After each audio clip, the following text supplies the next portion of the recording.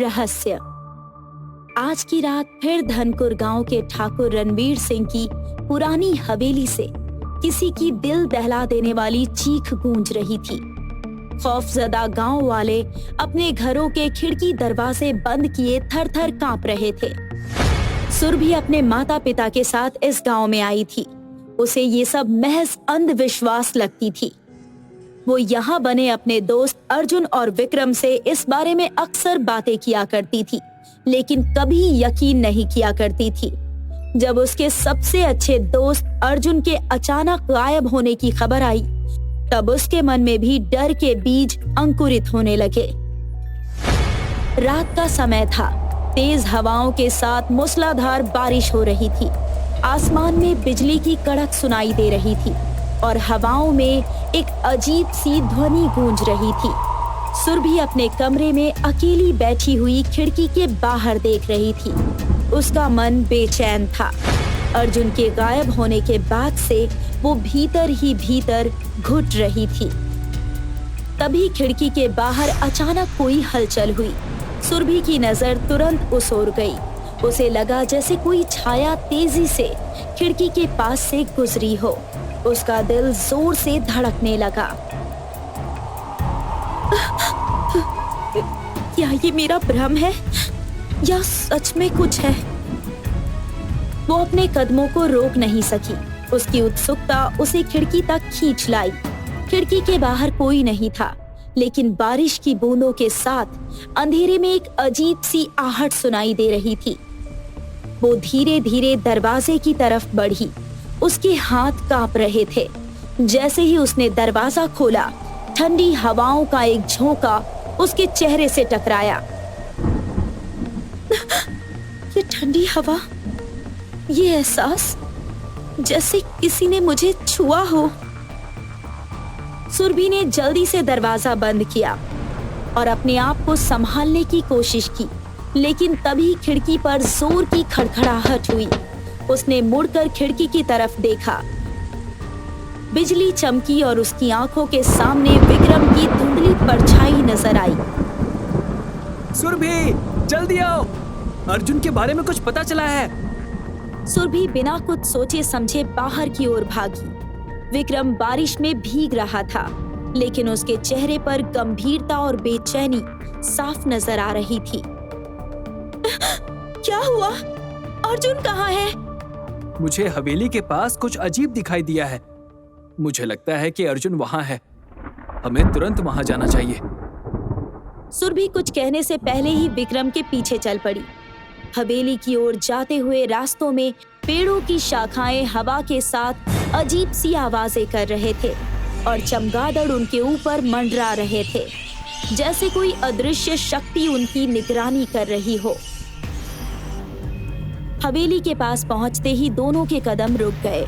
हवेली के दरवाजे के पास नीली और हरी मिलती जुलती रोशनी चमक रही थी। हवेली के अंदर से एक अजीब सी गूंज सुनाई दे रही थी।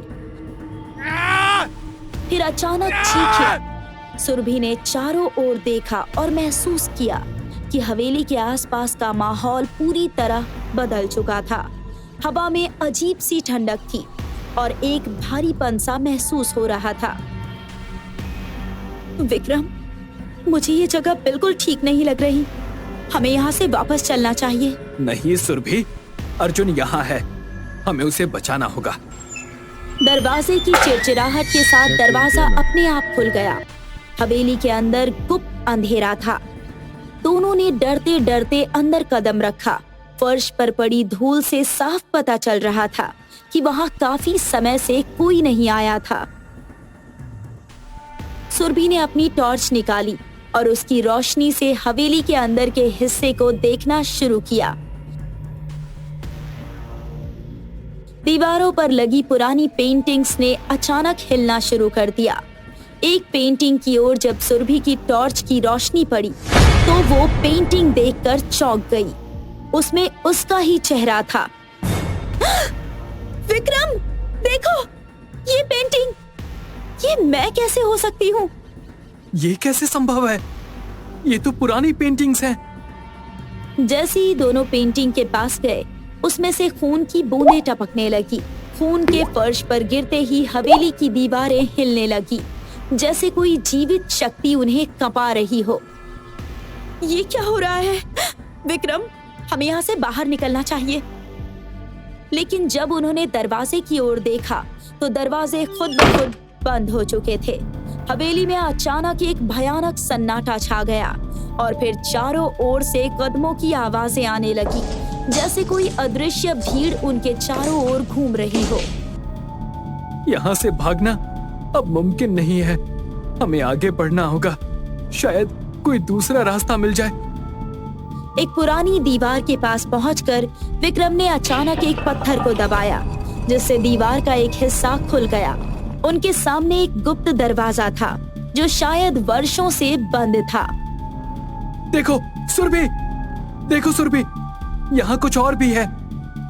दोनों बिना समय गवाए दरवाजे के अंदर चले गए। अंदर एक बड़ा कमरा था। कमरे के बीचों बीच एक पत्थर का चबूतरा था, जिस पर अर्जुन जंजीरों से बंधा हुआ था, लेकिन उसके चारों ओर हवा में अजीब सी गति हो रही थी, जैसे कोई अदृश्य शक्ति मौजूद हो। ये वही शक्ति है जिसे चंदालिनी की आत्मा ने यहाँ छोड़ा है। हमें अर्जुन को बचाना होगा। जैसे ही वे आगे बढ़े, कमरे की रोशनी अचानक गुल हो गई। अब वहाँ सिर्फ अंधेरा था। हवा में फुसफुसाहटें सुनाई देने लगी और हर कोने से परछाइयां तैरने लगी। अर्जुन की आंखें अचानक खुल गई। उसकी आंखें खून सी लाल हो चुकी थी। वो दर्द से कराह रहा था, जैसे उसकी आत्मा किसी अदृश्य शक्ति के कब्जे में हो। मुझे बचाओ, ये आत्माएं मुझे मार डालेंगी, बचाओ। सुरभि ने अर्जुन के पास जाने की कोशिश की, लेकिन तभी हवा का एक झोंका उठा। सुरभि चीखने लगी और उसकी आंखों में सफेदी छा गई और उसकी आवाज अचानक बदल गई। सुरभि की आवाज अब गंभीर और गूंजती हुई हो गई थी, जैसे उसमें कोई और बोल रहा हो। उसकी आंखों की सफेदी के पीछे किसी अज्ञात शक्ति का प्रभाव साफ नजर आ रहा था। उसने अर्जुन की तरफ इशारा करते हुए कहा, वो अब तुम्हारा नहीं है विक्रम, ये शरीर अब हमें सौंप दिया गया है। विक्रम घबराकर पीछे हट गया। उसके चेहरे पर घोर चिंता थी।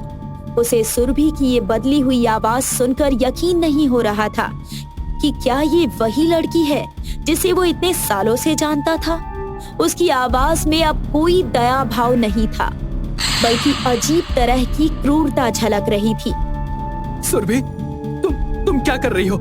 ये तुम नहीं हो सकती। ये कौन है? तुम्हारे अंदर कौन है? हम वो हैं जिन्हें तुम इंसान नहीं समझ सकते।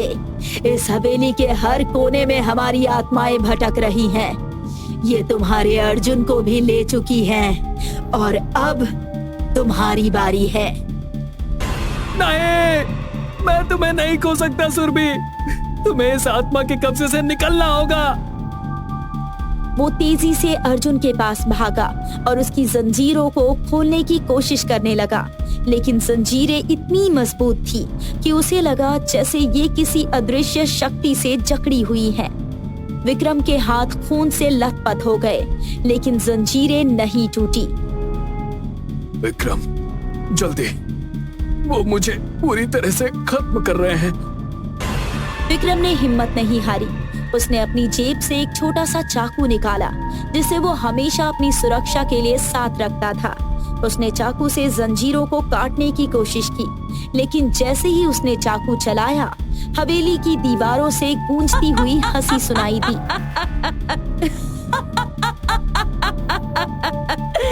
तुम क्या सोचते हो इंसान? क्या तुम हमारी शक्ति को खत्म कर सकते हो? ये सिर्फ शुरुआत है। विक्रम ने चारों ओर देखा। हवेली का पूरा माहौल जैसे जीवित हो उठा था। सुरभि, जो अब पूरी तरह से आत्मा के काबू में थी, अचानक जमीन पर गिर पड़ी और दर्द से चिल्लाने लगी। मैं इसके खिलाफ लड़ नहीं पा रही। विक्रम, मुझे बचाओ। विक्रम को समझ नहीं आ रहा था कि वो क्या करे। उसका मन सुरभि को बचाने की कोशिश कर रहा था, लेकिन अर्जुन की हालत भी नाजुक थी। अगर मैंने अर्जुन को बचाया तो शायद सुरभि को भी इससे छुटकारा मिल जाएगा। मुझे कुछ करना होगा। वो तेजी से कमरे के कोने में रखी एक पुरानी धूल से ढकी किताब की ओर बढ़ा। उसे याद आया कि गांव के बुजुर्गों ने हवेली के बारे में कहा था कि वहां किसी तांत्रिक शक्ति का प्रभाव है और उसे रोकने के लिए पुरानी तांत्रिक विधियों की जरूरत पड़ेगी। विक्रम ने जल्दी से किताब को खोला और उसके पन्ने पलटने लगा। किताब में कई पुराने मंत्र और तांत्रिक विधि लिखी हुई थी। उसने एक खास मंत्र को देखा जिसमें आत्माओं को काबू में करने का जिक्र था। ये वही मंत्र है जो इन आत्माओं को रोक सकता है। वो जल्दी से उस मंत्र को पढ़ने लगा। जैसे जैसे वो मंत्र बोलता गया, हवेली में अजीब सी हलचल होने लगी। हवा और भी तेज हो गई और चारों ओर एक भयानक चीख गूंजने लगी। जैसे ही वो मंत्र पूरा हुआ, हवेली में अचानक एक गहरा सन्नाटा छा गया। सुरभि अचानक चुप हो गई। उसकी आंखों की सफेदी गायब हो चुकी थी और वो जमीन पर बेहोश पड़ी थी। अर्जुन की जंजीरें खुद ब खुद टूट गई और वो भी ढह गया। राजेश अपने ऑफिस से थका हारा घर लौटा था।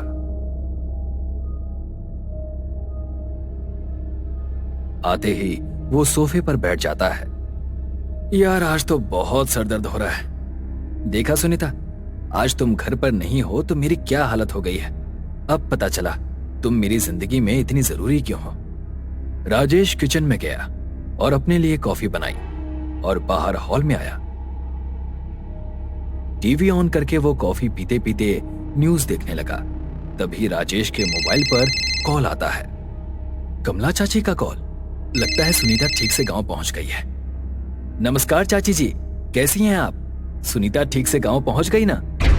बेटा, सुनीता तो आ गई है पर मुझे कुछ ठीक नहीं लग रहा है। सुनीता कुछ अजीब सा बर्ताव कर रही है। अजीब मतलब? क्या हुआ है सुनीता को? चाची जी ने कॉल पर राजेश को सारी बात बताई। राजेश सारी बात सुनकर दंग रह गया। उसने अगली सुबह गांव की बस पकड़ी और गांव के लिए निकल पड़ा।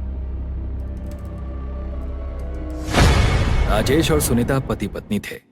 राजेश जिस ऑफिस में काम करता था, सुनीता भी वहीं काम करती थी। काम के बहाने उन दोनों में पहचान बढ़ी और दोस्ती हो गई। फिर दोस्ती प्यार में बदल गई और फिर बिना वक्त गंवाए राजेश ने सुनीता को शादी के लिए प्रपोज किया और सुनीता ने भी हाँ कर दी। सुनीता एक अनाथ लड़की थी। सुनीता जब 2 साल की थी तभी उसके माता पिता गुजर गए थे। तब से सुनीता को उसकी चाची ने संभाला था। बड़ी होने के बाद सुनीता ने जॉब करने की सोची, इसलिए वो मुंबई आ गई थी। कमला चाची ही सुनीता की सब कुछ थी। राजेश, बहुत दिन हो गए मैं चाची से नहीं मिली। सोच रही हूँ कुछ दिन गांव जाकर आऊं। मुझे भी अच्छा लगेगा और चाची को भी। या फिर हम दोनों चलते हैं? मुझे अच्छा लगता, लेकिन मुझे ऑफिस से छुट्टी नहीं मिलेगी। अगली बार हम दोनों साथ में जरूर आएंगे। अभी तुम चाची से मिलकर आ जाओ। राजेश ने शाम की बस में सुनीता को बिठा दिया। बस अपने सफर पर निकल पड़ी। थोड़ी देर आगे जाने के बाद गाड़ी का टायर पंक्चर हो गया। गाड़ी का ड्राइवर और कंडक्टर गाड़ी से उतरे और गाड़ी के पहिए को बदलने की कोशिश करने लगे। खिड़की के पास बैठी सुनीता रात के अंधेरे में चमकते हुए जुगनू को देख रही थी। तभी उसे ऐसा लगा जैसे झाड़ियों के पीछे कोई हलचल हो रही हो। सुनीता गाड़ी से उतरी और उन झाड़ियों के पास जाने लगी। थोड़ी देर बाद सुनीता वापस बस की ओर लौटी, लेकिन उसका हुलिया और बर्ताव बदल चुका था। उसकी साड़ी बिखरी हुई थी, बाल भी बिखरे हुए थे, शरीर पर कुछ जगह घाव भी थे। ऐसी हालत में वो बस में बैठी। बहन जी, क्या हुआ? आपकी ऐसी हालत कैसे हो गई? थोड़ी देर पहले ही तो आप ठीक ठाक थी। सुनीता ने कंडक्टर की बात का कोई जवाब नहीं दिया और शांत रही। कुछ देर के बाद सुनीता का गांव आ गया। वो गाड़ी से उतरी और अपने घर की तरफ चली गई। घर पर कमला चाची सुनीता की राह देख रही थी। अरे, आ गई तुम सुनीता। कैसी हो? बड़े दिनों के बाद चाची की याद आई। और ये क्या हुआ है तुम्हें? तुम्हारी ऐसी हालत किसने की? क्या हुआ बेटा? कुछ तो बोलो। सुनीता के मुंह से एक शब्द बाहर नहीं निकला। सुनीता की ऐसी हालत देखकर कमला चाची भी चौंक गई। सुनीता बिना कुछ कहे घर के अंदर गई और अपने कमरे में चली गई। कमला चाची को ये बात बहुत अजीब लगी। फिर उन्होंने सोचा कि शायद सफर में थक गई होगी, इसीलिए शायद वो बात नहीं कर रही। थोड़ी देर बाद कमला चाची सुनीता के लिए जब खाने की थाली लेकर उसके कमरे में गईं। सुनीता बेटा, दरवाजा खोलो, देखो मैं तुम्हारे लिए खाना लेकर आई हूँ। अंदर से सुनीता मर्दानी और डरावनी आवाज में, मुझे खाना नहीं चाहिए, जाओ यहाँ से। सुनीता की आवाज सुनकर कमला चाची के पैरों तले जमीन खिसक गई। उनके हाथ पैर कांपने लगे। वो इतना तो समझ गई थी कि जो कुछ भी हो रहा है वो सही नहीं है। वो जल्दी से नीचे चली गई और राजेश को कॉल किया। अगले दिन शाम को राजेश भी गांव पहुंच गया था। वो चाची के साथ सुनीता के कमरे के पास गया और सुनीता को आवाज देने लगा, सुनीता, सुनीता, दरवाजा खोलो, देखो मैं आया हूं। सुनीता ने कोई जवाब नहीं दिया। राजेश ने दरवाजा तोड़ने की कोशिश की और दरवाजा टूट गया। अंदर का भयानक नजारा देखकर राजेश के रोंगटे खड़े हो गए। सुनीता अपने पैरों की उंगलियों पर खड़ी थी। उसके बदन पर साड़ी भी नहीं थी। उसके शरीर पर कई घाव थे। शरीर सूख सा गया था और उसकी आवाज भी मर्दानी हो गई थी। क्यों आए हो तुम यहाँ? चले जाओ यहाँ से, नहीं तो मैं सबको मार दूंगी। जाओ। ये क्या हो गया है सुनीता तुम्हें? तुम ऐसे क्यों बात कर रही हो? सुनीता ने राजेश और कमला चाची की ओर गुस्से से देखा और राजेश को हवा में उछालकर कमरे से बाहर फेंक दिया। कमला चाची दौड़ती हुई राजेश के पास आई। तभी सुनीता के कमरे का दरवाजा अपने आप बंद हो गया। राजेश बेटा, तुम ठीक तो हो ना? मैं तो ठीक हूँ चाची, लेकिन सुनीता को हुआ क्या है? वो ऐसा बर्ताव क्यों कर रही है? मुझे तो जब सुनीता घर आई थी तभी शक हुआ था, लेकिन मैंने ज्यादा ध्यान नहीं दिया। लेकिन अब मुझे लगता है जो मैं सोच रही हूँ वही सही है। राजेश बेटा, मुझे लगता है सुनीता पर किसी बुरी आत्मा का साया है। मतलब आप कहना क्या चाहती हैं? राजेश ये सुनकर हैरान रह गया। उसे समझ नहीं आ रहा था कि वो क्या करे। अब मैं क्या करूं चाची जी? कमला चाची ने राजेश को एक सुझाव दिया। कमला चाची ने कहा कि गांव की पहाड़ी पर एक तांत्रिक रहता है। अगर वो उस तांत्रिक से मदद मांगे तो शायद तांत्रिक उसकी कोई मदद कर पाए। राजेश बिना वक्त गंवाए पहाड़ी की ओर निकल पड़ा। कुछ घंटे बीत जाने के बाद आखिरकार उसे वो तांत्रिक मिल गया। राजेश तांत्रिक के पास गया। तांत्रिक अपनी तपस्या में लीन था। बाबा, बाबा, मेरी पत्नी को बचा लीजिए बाबा, मेरी मदद कीजिए। क्या हुआ लड़के, क्या समस्या है? राजेश ने सारी बात तांत्रिक बाबा को बताई। तांत्रिक बाबा उसके साथ चाची के घर गए।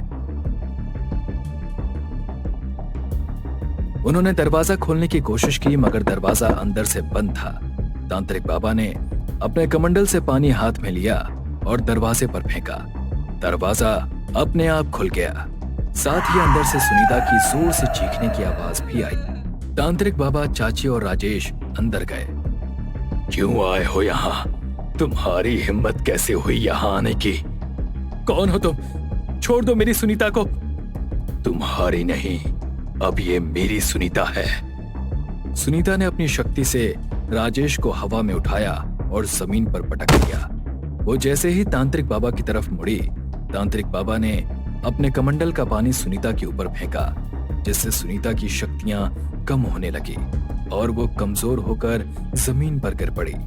तांत्रिक बाबा उसके पास गए और उसके सिर पर हाथ रखकर कुछ मंत्र पढ़ने लगे। फिर उन्हें अतीत में घटी सारी घटनाएं दिखने लगी और उन्हें सारी बात समझ में आ गई। राजेश, सुनीता जब गांव आ रही थी तो बीच में गाड़ी खराब हो गई थी। सुनीता गाड़ी से उतरी और जंगल की ओर गई। उसी समय उसे खबिस ने अपने वश में कर लिया था। खबिस? ये खबिस क्या होता है? तांत्रिक बाबा ने बताया कि खबिस अलग अलग प्रकार के होते हैं। कुछ खबिस लोगों की इच्छा पूरी करते हैं और उसके बदले में वो जो मांगते हैं वो देना पड़ता है, और कुछ खबिस अपनी इच्छा से अपना शिकार ढूंढते हैं। और उनके वक्त और जगह पर अगर कोई उन्हें मिल जाए तो वो उसे पकड़कर अपनी शारीरिक जरूरतों को पूरा करते हैं और ऐसे खबिस को कोई काबू नहीं कर सकता या उन्हें मार नहीं सकता। उन्हें केवल मुक्त किया जा सकता है। तो इस खबिस को मुक्त कर दीजिए ना बाबा, और मेरी सुनीता को बचा लीजिए। अब यह संभव नहीं है राजेश। लेकिन क्यों? ये खबिस सुनीता के साथ पहले ही संबंध बना चुका है और सुनीता का शरीर पूरी तरह से उसके कब्जे में है। अगर मैंने खबिस को मारने की कोशिश की तो सुनीता भी मर जाएगी। ये सुनकर राजेश के पैरों तले जमीन खिसक गई। नहीं नहीं, मैं अपनी सुनीता को खोना नहीं चाहता। देखो राजेश, इस खबिस को मारने का यही एक तरीका है। अगर मैंने इसे अभी नहीं मारा तो आज नहीं तो कल इस खबिस का सुनीता से मन भर जाएगा और तब ये इसे मार डालेगा और अपना नया शिकार ढूंढेगा। सुनीता ऐसे तड़प तड़प कर मरे, इससे तो अच्छा ये है कि उसे अभी खबिस के साथ मार दिया जाए। कम से कम उसकी आत्मा को शांति मिल जाएगी। ना चाहते हुए भी राजेश को अपने दिल पर पत्थर रखकर तांत्रिक बाबा की बात माननी पड़ी। तभी तांत्रिक बाबा के मंत्र की शक्तियां कम होने लगी। खबिस ने सुनीता के शरीर को हवा में उठाया और तांत्रिक बाबा पर हमला किया। तांत्रिक बाबा ने उसे फिर से अपने मंत्र जाल में पकड़ा और एक राख के घेरे में बांध दिया और उसके चारों ओर पवित्र जल छिड़कते हुए मंत्र उच्चारण करने लगे।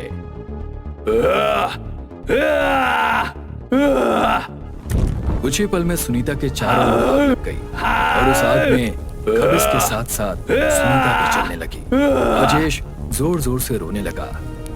मुझे माफ कर दो सुनीता, मैं तुम्हें बचा नहीं पाया, मुझे माफ कर दो। कुछ देर के बाद सब कुछ शांत हो गया।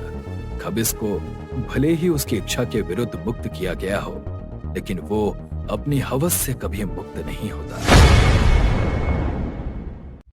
अभिमन्यु और रेहान के गायब होने के बाद भी गुफा का रहस्य नहीं खुला। वो और भी कठिन हो गया। जैसे कि हमने देखा था कि रेहान दूसरी दुनिया के दरवाजे के पार जा चुका था।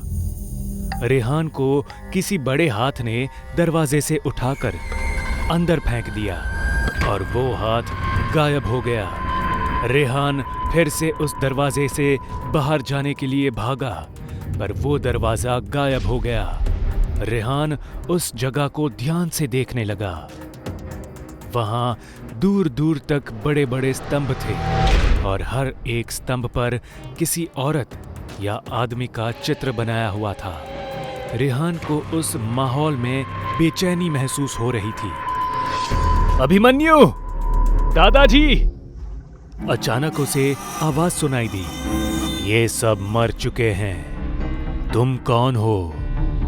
रेहान डर कर कहने लगा, मैं गलती से यहां आ गया, मुझे यहां से बाहर जाना है।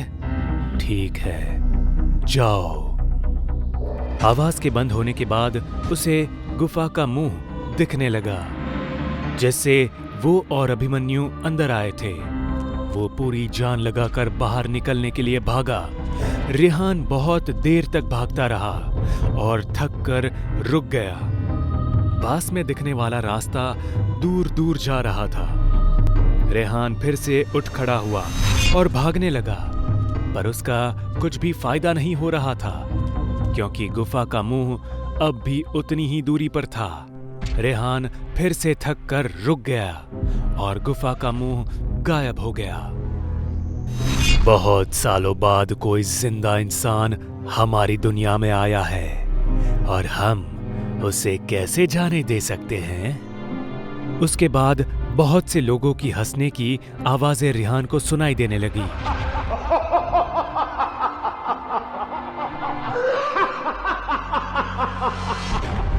अचानक रेहान को एक बगल में अभिमन्यु दिखने लगा और दूसरी तरफ उसके दादाजी। अभिमन्यु, दादाजी, आप दोनों तो मर चुके हो ना? हाँ, लेकिन एक जिंदा आदमी इन दोनों को फिर से जीवित करके अपनी बाहरी दुनिया में वापस ला सकता है। कैसे? एक गेम खेलकर। कैसा गेम? बहुत आसान है, अपने सामने देखो। याकायाक रेहान और उन दोनों के बीच की जमीन के टुकड़े होने लगे और एक विशिष्ट स्थिति में आकर रुक गए। ये सब क्या है? अपने ऊपर देखो। रेहान ने ऊपर देखा तो वहां एक कमान पर कई सारे तीर चढ़े हुए थे जो उसकी तरफ निशाना लगाए थे।